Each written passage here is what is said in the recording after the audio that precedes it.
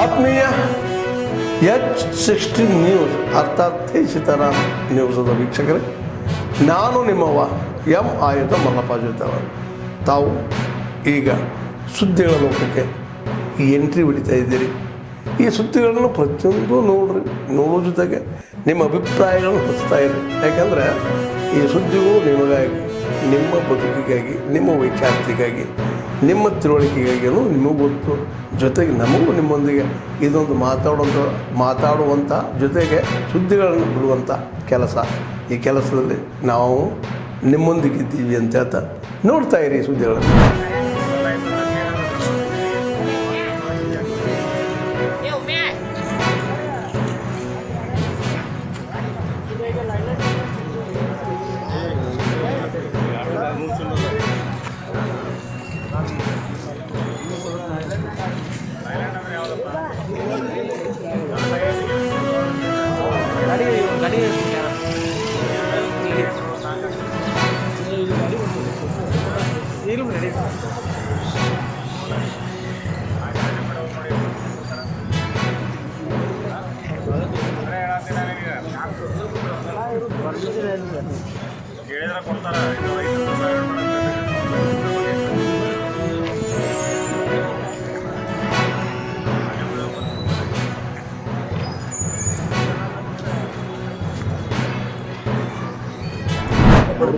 ಅವಶ್ಯಕತೆ ಇಲ್ಲ ಸರ್. ಕೇವಲ ಮುಂಜಾಗ್ರತಾ ಕ್ರಮ ತಗೋಬೇಕಂತ ಹೇಳಿ ನಾವು ಡಿಸಿಯವರು ಇವತ್ತು ಕೆಂಪಿ ಬಂದಿರ್ತಕ್ಕಂಥದ್ದು.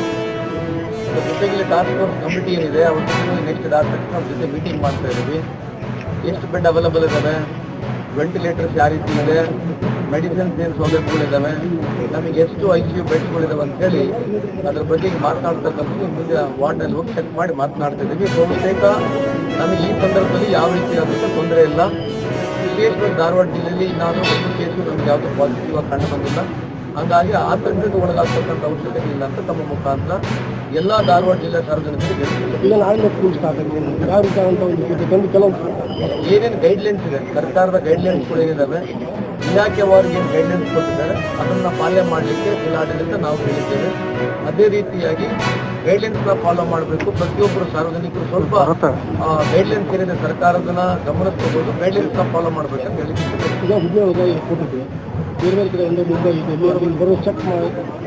ಏರ್ಪೋರ್ಟ್ನಲ್ಲಿ ಏರ್ಪೋರ್ಟ್ ಅಥಾರಿಟಿಯವರು ಏನು ಕಂಡೀಷನ್ಸ್ಗಳು ಆಗ್ತಾರೆ ಅದು ಅಲ್ಲಿ ಮಾಡೇ ಮಾಡ್ತಾರೆ. ಏರ್ಪೋರ್ಟ್ನಲ್ಲಿ ಯಾರು ಬರ್ತಾರೆ ಏನು ಮಾಡಬೇಕಿಲ್ಲ ಬಟ್ ಒಳಗಡೆ ನಮ್ಮ ಜಿಲ್ಲೆಯಲ್ಲಿ ನಾವು ಏನು ರೀತಿ ಮುಂಜಾಗ್ರತೆ ವಹಿಸಬೇಕು, ಎಲ್ಲಿ ಚೆಕಿಂಗ್ ಪಾಯಿಂಟ್ಸ್ಗಳು ಮಾಡಬೇಕು, ಎಲ್ಲಿ ರ್ಯಾಂಡಮ್ ಚೆಕ್ ಮಾಡಬೇಕು, ಜಿಲ್ಲಾಡಳಿತ ನಮ್ಮ ಇಲಾಖೆಯವರು ಮಾಡ್ತಾ ಇದ್ದಾರೆ.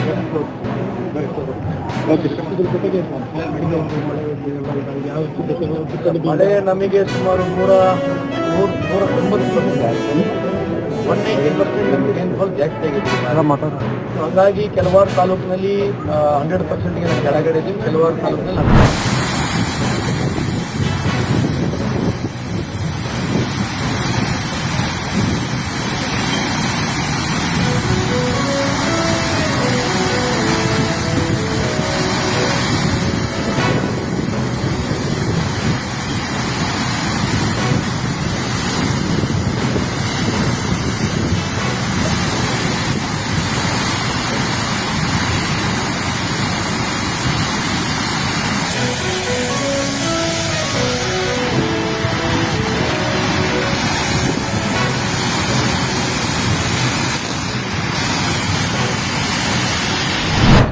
NTPC ಆ ಕೇಂದ್ರಗಳನ್ನು ಸ್ಥಾಪನೆ ಮಾಡಿ ಅದರಿಂದ ಆಗ್ತಕ್ಕಂಥ ಅನೇಕ ಸಹಾಯಗಳನ್ನು ನಾವೆಲ್ಲ ಗಮನಿಸ್ತಾ ಇದ್ದೀವಿ. ಒಂದು ಕಾಲ ಇತ್ತು ರಾಯಚೂರು ಥರ್ಮಲ್, ಇವತ್ತು ಯಾವ ಮಟ್ಟದಲ್ಲಿ ನಾವು ಬೆಳವಣಿಗೆ ಆಗಿದ್ದೀವಿ ಅಂದರೆ ನಮ್ಗೆ ಎಷ್ಟು ಅವಶ್ಯಕತೆ ಇದೆ ಅದನ್ನು ಪೂರೈಸ್ತಾ ಇದ್ದೀವಿ. ಬಹುತೇಕ ಅದರ ಜೊತೆಗೆ ಅನೇಕ ಯೋಜನೆಗಳನ್ನು ಸಹಿತ ಇವತ್ತು ಎಲ್ಲಕ್ಕಿಂತ ಮುಖ್ಯವಾಗಿ ನಿರಂತರ ಜ್ಯೋತಿ ಕರೆಂಟ್ ಬಿಟ್ಟು ಅದರ ಲೈಟ್ ನಮ್ಮ ಆಗಿರ್ತಿರಲಿಲ್ಲ. ಆದ್ರೆ ಇವತ್ತಿನ ದಿವಸ ಪ್ರತಿ ಗ್ರಾಮದ ಪ್ರತಿ ಮನೆಗೆ ನಿರಂತರವಾಗಿ